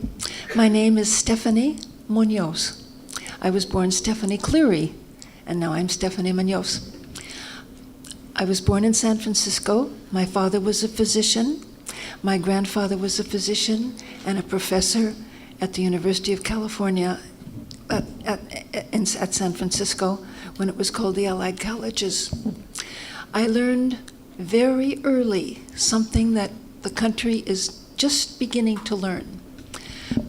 I'm an advocate for health finance reform because I learned very early that if the patients don't have any money, the doctor doesn't have any money. And that's something that we all have to learn, because what's happening to this country is, as more and more people lose their jobs, are dispossessed from their homes, are denied an education, the economy goes down, down, down. Not only do we not have good workers, we don't have consumers. So it was from health that I learned that. The wonderful health system that we have grew up because of a little contribution from every worker. Rich people could not have by themselves built built the system that we have, because rich people, first of all, they don't get sick enough, and second of all, there aren't enough of them. It takes a little contribution every single day from everybody to have that system. What I found here in this situation, in this Palo Alto situation, was that Palo Alto took on early an idea that they could have only money-making enterprises and no house for the workers. And this was kind of disastrous, and it is the policy that has brought us where we are today. But the state of California did not agree that Palo Alto should be able to have only money-making enterprise, no homes for the workers. And the first thing they did was a Supreme Court judgment that called Serrano, in which Mr. Serrano sued his school district and sued the state of California because the schools were very bad. And he said the California Constitution says that every child has to have an equal education, and you're not doing it. And so the state of California moved monies from Palo Alto all over the place so that everybody would have a more or less equal, a more equal education. But as far as the housing goes, the state has made attempts, and the state has tried to get Palo Alto and other cities to build low-income housing. Every city has to have a place for low-income housing, even the lowest income housing. And they're counting. Palo Alto is behind 800, close to 1,000 units of low-income housing that Palo Alto, and middle-income housing that Palo Alto is supposed to arrange miraculously to come to this place. Well, I called the people who are in charge of this program and I said, tell me something. If Palo Alto loses 100 low-income houses, does that get added to the total of houses that Palo Alto is expected to bring in? And they said, well, of course. What did you think? And I said, just wondered.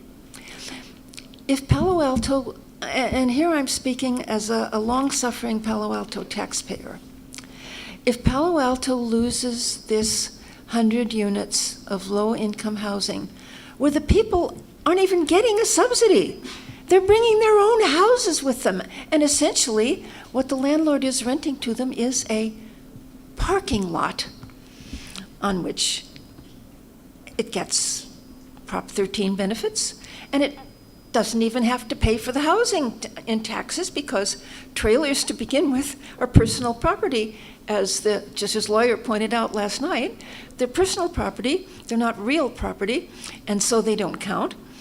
But of course, they don't own them either.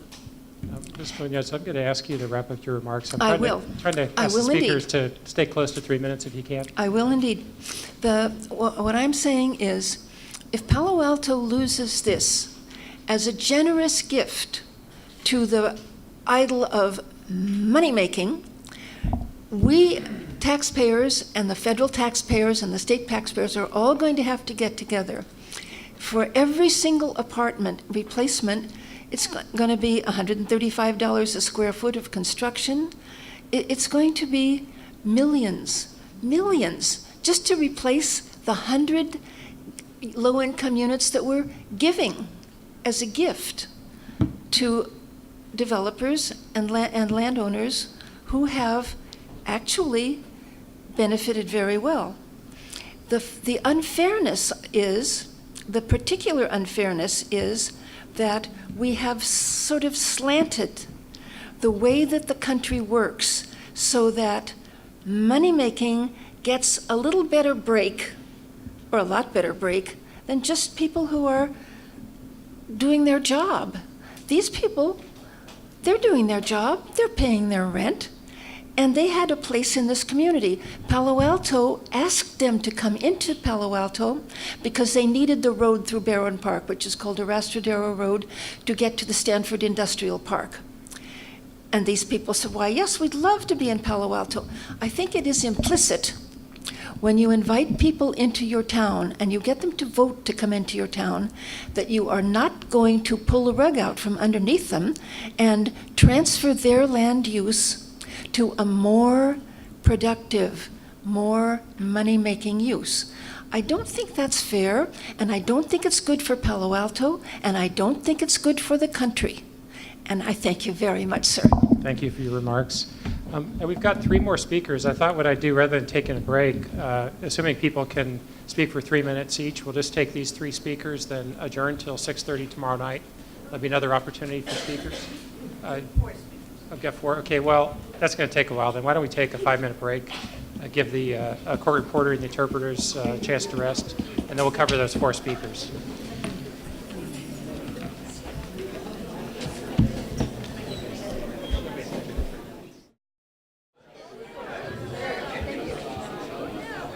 Okay, if people could take your seats.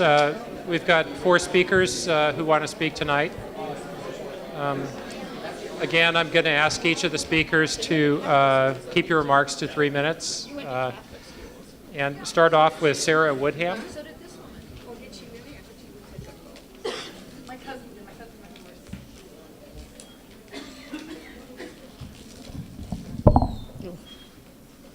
Hi, my name is Sarah Woodham, and I'm a parent, homeowner here in Palo Alto, 3 blocks from here, and a parent in our school district. What I wanted to sort of speak to today was just the fact that just over the course of the years, there's been this mutually beneficial economic relationship between the GISers and the mobile home park residents. And you're here essentially to decide or assess fair relocation compensation, according to laws and regulations that allow residents some measure of comparability when they are relocated. Now, the families that live in Buena Vista lived there in part and in large part for the same reason that I live in my home that I own, and that's, and a huge part of that is safety, education, and the ability for us to live where we work. And, we spent a lot of time yesterday talking about MLS listings for mobile homes and, just costs. And this relationship, this economic relationship between the landowner and the mobile home park owners is more than about the structure that is on the land. It's about the ability of families to be able to live in Palo Alto and raise their kids and have them educated in safety such that their families are afforded a better, more success than they've been able to where they were before. And actually, a lot of the families have been here for generations and have been educating their families in Palo Alto. So I think this focus, or last night I heard a lot of focus on the value of the structure, and I think that that's really not the point. And to focus purely on that point is to be sort of conscientiously oblivious. It's about the interrelationship of that structure in that place and what it means to the lives of people. And I don't know that there are very many places that are going to be exactly comparable to Palo Alto, in these, in terms of cost, education, safety, and the ability to live where you work. But that's what you're going to have to decide. And because at the end of the day, it's going to come down to some dollar value. And at the end of the day, I want us to make sure that that dollar value does not result in families being decimated in the sense that they are not able to relocate in anything close to being comparable to where they are now in terms of being able to live in a structure that's in a place that affords their children education, safety, and the ability to live where they work. And we need to find a compensation or a relocation compensation that allows these families to resettle in something that bears some comparability to being here in Palo Alto, because it's not about the structure, and it should not be about the structure. That's it. Thanks. Okay. Thank you. Next speaker, Lois Shore.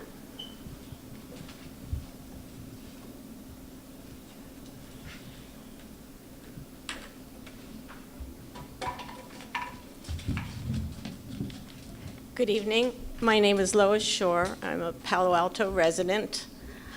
I work as an aide for the Palo Alto School District. I've been an aide. I was a teacher before back east, but California told me I was brain dead and had to go back to school.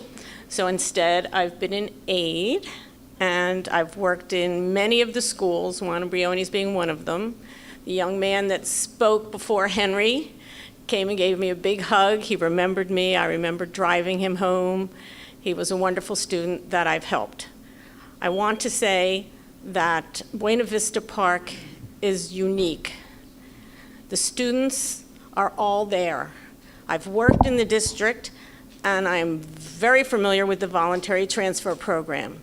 Most of the students, a long time ago, a lot of students were at Escondido School, but then someone got upset because the scores were going down. So someone came up with a brand new idea that we must disperse the voluntary transfer students. But the voluntary transfer students had a support system there.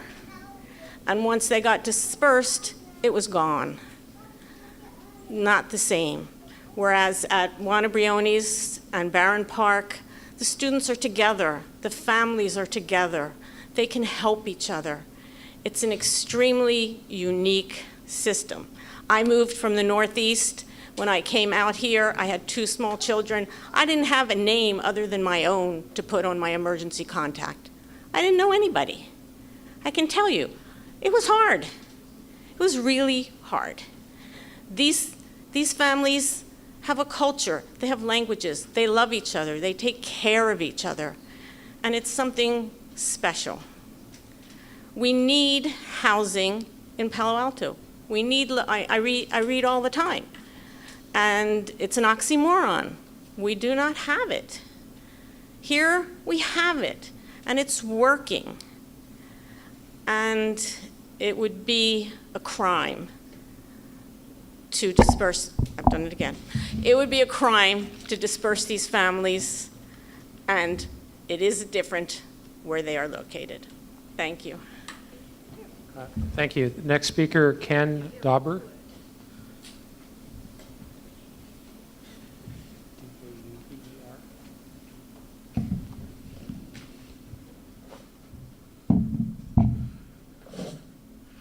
Hi, my name is Ken Dauber. I'm a resident of Barron Park for the last 12 years. I've had children in Barron Park and Terman and Gunn schools.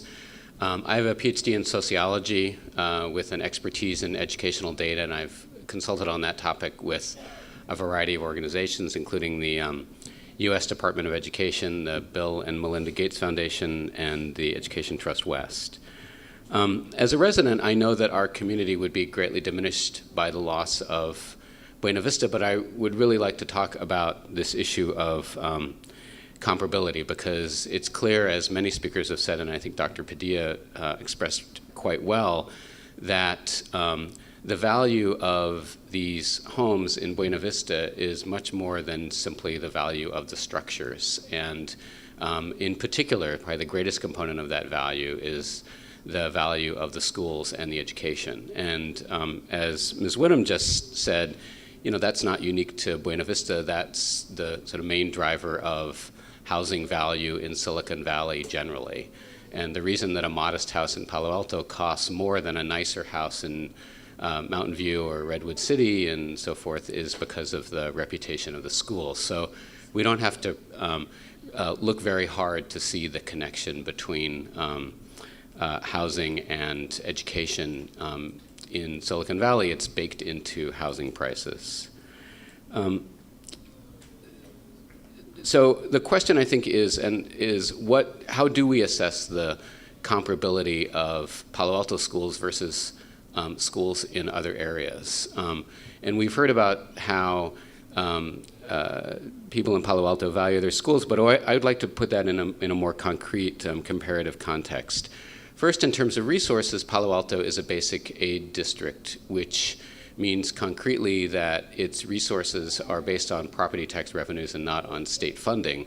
And consequently, Palo Alto has the highest per student expenditures of any large unified district in the state of California, and the highest teacher salaries of any large unified district in the state, which gives Palo Alto the resources to provide those special programs that Dr. Padilla mentioned. In terms of preparation for college, 48% of Latino students in PAUSD graduate ready to go to a public university in California, which is more than twice the average rate in Santa Clara and San Mateo counties, which is 20%. Only Los Gatos, Saratoga Unified or Union High School District has a higher average college preparation rate than PAUSD, and that is a community that probably has an even higher housing price than does Palo Alto. In terms of the overall API, which is kind of summary achievement score for Latino students, PAUSD has the highest API score of any unified district in San Mateo or Santa Clara counties. 97% of Latino students have been enrolled in algebra by the end of 8th grade, which is again one of the highest rates in Santa Clara and San Mateo counties. The average for those two counties is 24% versus 97% for Palo Alto. Sunnyvale, for example, is 25%. So my point with these statistics, and I could go on, is that comparability in terms of education isn't just an abstract idea and isn't just based in the idea that people in Palo Alto and Buena Vista residents value their homes. It's a concrete fact that PAUSD does better in terms of educating Latino students than many other districts in San Mateo and Santa Clara counties, that they're better resourced, and that replicating that feature of the housing that these residents are faced with losing is going to take real dollars, and certainly more dollars than has been discussed to this point. Thank you. Thank you. Okay, the one final speaker for tonight, and then we'll adjourn till 6:30 tomorrow night, Winter Dellenbach.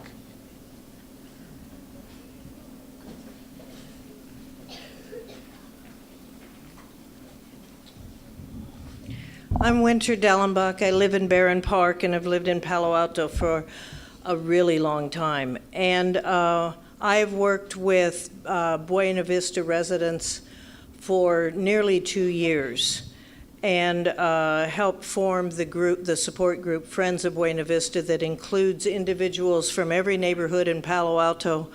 Plus, I would like to read the following community groups or city groups that support Buena Vista residents in one way or another. The Palo Alto School Board unanimously passed a statement of support for families and students at Buena Vista. They claim their students, they want their students, and they want to see each and every one of the Buena Vista children graduate from Palo Alto schools. The PTA Council, that's all 17 PTAs in Palo Alto, passed a resolution of support. City of Palo Alto Human Relations Commission supports Buena Vista residents. Peninsula Interfaith Action, 8 Palo Alto churches, justice committees, and a synagogue. The League of Women Voters of Palo Alto, Palo Altans for Sensible Zoning, Buena Vista Mobile Home Association, of course, the Peninsula Peace and Justice Center, and of course, Friends of Buena Vista. The media has found this story of Buena Vista very interesting. It has been covered internationally, nationally, regionally, and locally. The New York Times has covered it, the International Herald Tribune. I got a call from a friend who lives in Japan. She called me early one morning and said, my God, she grew up in Palo Alto. I just saw a story here on Buena Vista. And certainly all the local papers, some of whom are here tonight. NPR did a nearly 6-minute piece. National Public Radio, it was heard all over the country. It was heard in Canada. One of the points it made is that we are the home of 8 billionaires. And anyone who owns a home in Palo Alto, well, they're probably a millionaire. Just because if we sell our homes, then we make a bunch of money. We pride ourselves, I call it self-esteem. We have the highest civic self-esteem probably in the universe. No one thinks higher of themselves in the city of Palo Alto. Our estimation of our ability to solve problems and to innovate and to pretty much do anything we want to do is nearly unlimited. And yet here we are tonight, trying to figure out this tension between a set of laws and a tradition in this country that says we can own property and we can sell it for a profit, and human justice rights of people yearning for opportunity, wanting an education, wanting to pull themselves up from their bootstraps, and a whole community that's cheering them on. I tell people Buena Vista should have a neon sign over it that says Land of Opportunity, because we look at it and it's a pretty modest place, but it is a bright future to the people that live there. That we have options. the Gisser family, sincerely, you want to make some money off a piece of property you own. There's nothing wrong with that. We think that there are possibilities. The largest residential developer in California, Prometheus Real Estate Group, holds a legal contract, as far as I understand it, an option contract to buy, which they could exercise or not. They want to build upscale units for young tech workers. And in order to do this, they want the Gisser family to get rid of all the residents, so then there'd be nothing to fight over. We have an alternative, which is to make money. Palo Alto Housing Corporation has been saying for a long while, we are interested, our big nonprofit housing developer, we're interested in being involved if we can pull it off, if we can do it.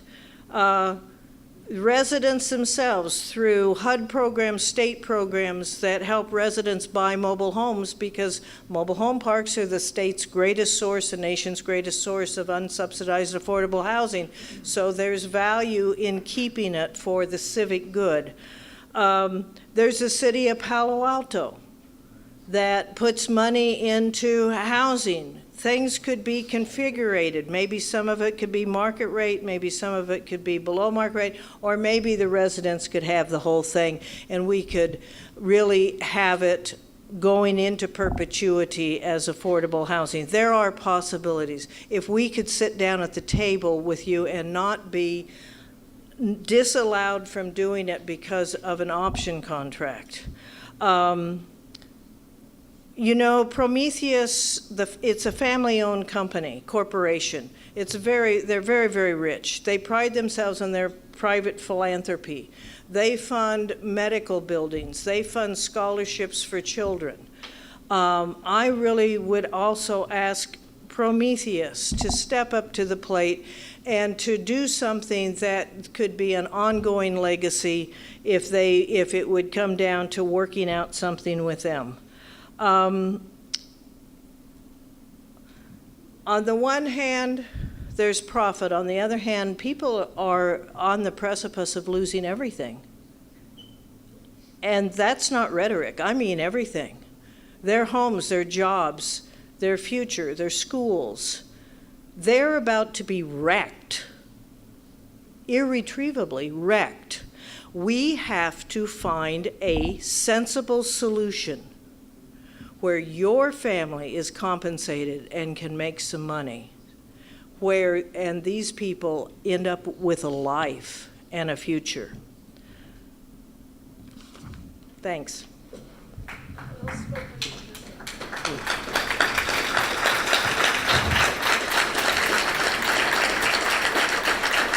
Okay. Thank you, everybody, and we're going to adjourn until 6:30 tomorrow night.